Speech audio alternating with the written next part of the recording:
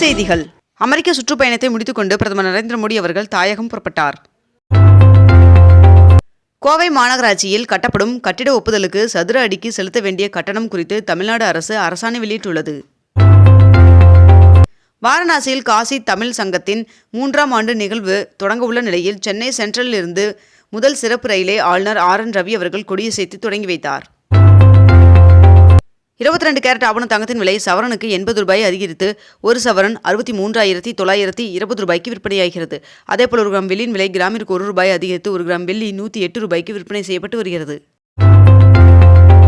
Russia Ukraine போரில் India நடுநிலையோடு இருப்பதாக தவறாக நினைக்கிறார்கள் என்றும் உண்மையில் இந்தியா அமைதியின் பக்கமே நிற்கிறது என்று பிரதமர் நரேந்திர மோடி அவர்கள் தெரிவித்துள்ளார். HCL IT நிறுவனத்தில் புதிய வேலை வாய்ப்புக்கான இன்டர்வியூ வருகின்ற பிப்ரவரி 17ஆம் தேதி முதல் 19ஆம் தேதி வரை நடைபெற உள்ளதாக தகவல் வெளியாகியுள்ளது. பிரதமர் நரேந்திர மோடி அவர்கள் SpaceX நிறுவனத்தின் தலைவர் எலான் மஸ்க் அவர்களை சந்தித்தார். சென்னை பூந்தமல்லி போரூர் இடையே மெட்ரோ ரயில் சேவை 2025ஆம் ஆண்டு இறுதிக்குள் தொடங்கப்படும் என்று முதலமைச்சர் மு.க. ஸ்டாலின் அவர்கள் தகவல் தெரிவித்துள்ளார். மத்திய நிதியமைச்சர் நிர்மலா சீதாராமன் அவர்கள் புதிய வருமான வரி சட்ட மசோதாவை மக்களவையில் தாக்கல் செய்தார்.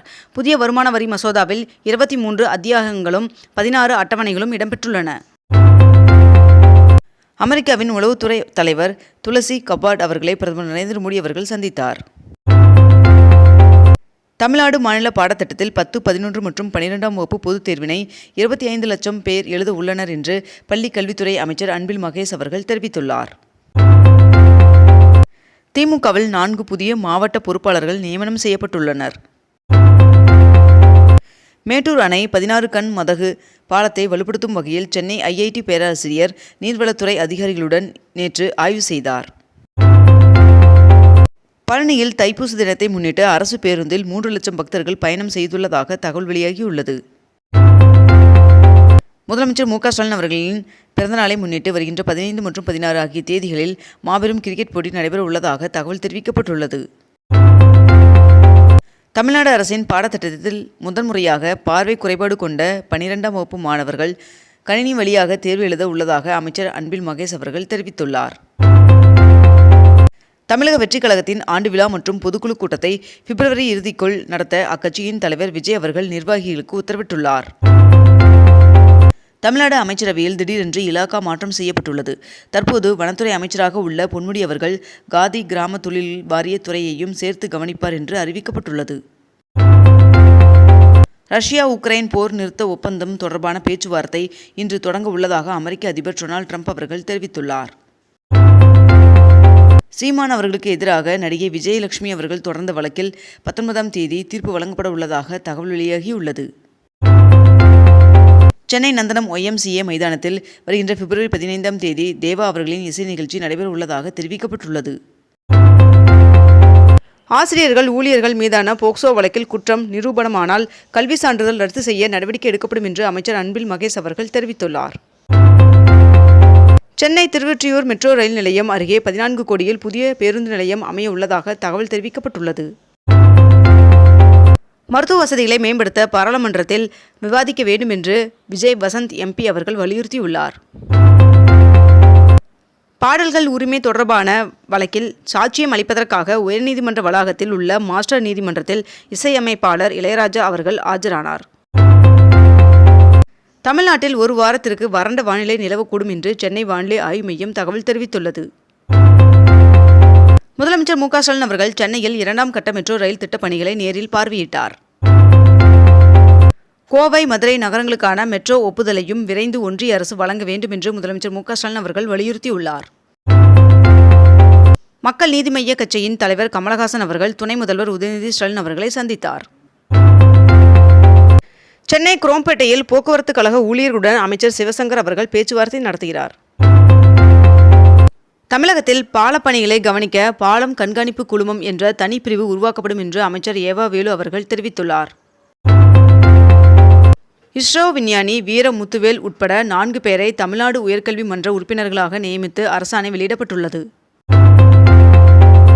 அம்பத்தூரில் 8 கோடியில் திட்டப்பணிகளுக்கு அமைச்சர் சேகர்பாபு அவர்கள் அடிக்கல் நாட்டினார். சென்னை வலசரவாக்கத்தில் டாக்டர் மணமல்லி அன்பழகம் அறக்கட்டளை சார்பில் அமைக்கப்பட்டுள்ள பேராசிரியர் அரங்கத்தை முதலமைச்சர் மு க ஸ்டாலின் அவர்கள் திறந்து வைத்தார். தமிழ்நாட்டில் ஸ்ரீபெரும்புதூர், மாமல்லபுரம், திருவையாறு ஆகிய பேரூராட்சிகளை நகராட்சிகளாக தரம் உயர்த்தப்பட்டுள்ளது. பிரான்சில் உள்ள மெர்ஸ்லி நகரில் புதிதாக கட்டப்பட்டுள்ள இந்திய தூதரகத்தை பிரதமர் நரேந்திர மோடி அவர்கள் திறந்து வைத்துள்ளார். மதுரை கலைஞர் நூற்றாண்டு அரங்கில் 2வது நாளாக ஜல்லிக்கட்டு போட்டி நடைபெற்றது. கோடையில் வெப்ப அலையினை எதிர்கொள்ள மாநில அளவில் செயல் திட்டம் தயாரிக்க தமிழ்நாடு அரசு நடவடிக்கை மேற்கொள்ள உள்ளதாக தகவல் தெரிவிக்கப்பட்டுள்ளது. ஜிஎஸ்டி சாலையில் போக்குவரத்து நெரிசலை தடுக்க 6,55,00,000 ரூபாய் செலவில் புதிய பேருந்து நிறுத்தம் அமைக்கப்பட உள்ளதாக தெரிவிக்கப்பட்டுள்ளது. சிவராத்திரியை முன்னிட்டு மதுரை மீனாட்சி அம்மன் சுவாமி கோவிலில் பிப்ரவரி 26ஆம் தேதி இரவு முதல் 27ஆம் தேதி அதிகாலை வரை சாமி தரிசனம் செய்யலாம் என்று அறிவிக்கப்பட்டுள்ளது. சாத்தூர் அருகே குமாரலிங்கபுரத்தில் கனிமவள கொள்கை விவகாரத்தில் 4 வருவாய்த்துறை அதிகாரிகள் சஸ்பெண்ட் செய்யப்பட்டுள்ளனர். தமிழ்நாட்டின் திட்டங்களுக்கு நிதியுதவி கோரி அமைச்சர் பூபேந்தர் யாதவ் அவர்களிடம் அமைச்சர் தங்கம் தென்னரசு அவர்கள் கோரிக்கை மனு வழங்கியுள்ளார். பாதுகாப்பற்ற சூழலில் இருந்தாலும் மாணவர்கள் 144117 என்ற இலவச எண்ணை தொடர்பு கொள்ளலாம் என்று பள்ளிக் கல்வித்துறை அறிவித்துள்ளது. 1116 பேர் அமர்ந்தும் 3798 பேர் நின்று செல்லும் வகையில் ஏசி வசதியுடன் கூடிய புறநகர் ரயில் தயாரிக்கப்பட்டுள்ளது. நெடுஞ்சாலைகளில் மேற்கொள்ளப்பட்டு வரும் பணிகள் குறித்து அமைச்சர் ஏவா வேலு அவர்கள் ஆய்வு மேற்கொண்டார். 3 கோடி ரூபாய் ஒதுக்கீடு செய்யப்பட்டுள்ள நிலையில் கண்ணாடி மாளிகைகள் சீரமைப்பு பணி தொடங்கப்பட்டுள்ளது. பெரம்பலூர் மாவட்டத்தில் நடைபெற்ற புத்தக திருவிழாவில் 9,45,00,000 ரூபாய்க்கு மக்கள் புத்தகங்கள் வாங்கினர் என்று தகவல் தெரிவிக்கப்பட்டுள்ளது. செய்யாறு குற்றவியல் நீதிமன்றத்தில் நாம் தமிழர் கட்சியின் தலைமை ஒருங்கிணைப்பாளர் சீமான் அவர்கள் ஆஜரானார். உலகின் சிறந்த 100 மருத்துவக் கல்லூரிகளின் பட்டியலில் சென்னை அரசு மருத்துவக் கல்லூரி 60வது இடத்தை பிடித்துள்ளது. வருகின்ற பிப்ரவரி 24ஆம் தேதி முதலமைச்சர் மு க ஸ்டாலின் அவர்கள் தமிழ்நாடு முழுவதும் 1000 இடங்களில் முதல்வர் மருந்தகங்களை தொடங்கி வைக்க உள்ளார்.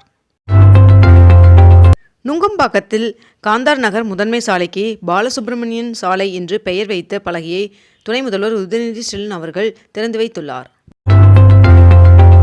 திருவேற்காடு பருத்திப்பட்டு இடையே கூவம் ஆற்றின் குறுக்கே 18 கோடி ரூபாய் மதிப்பீட்டில் புதிதாக கட்டப்பட்டுள்ள உயர்மட்ட பாலத்தை அமைச்சர் ஏவா வேலு அவர்கள் மற்றும் சாமு நாசர் ஆகியோர் திறந்து வைத்துள்ளனர்.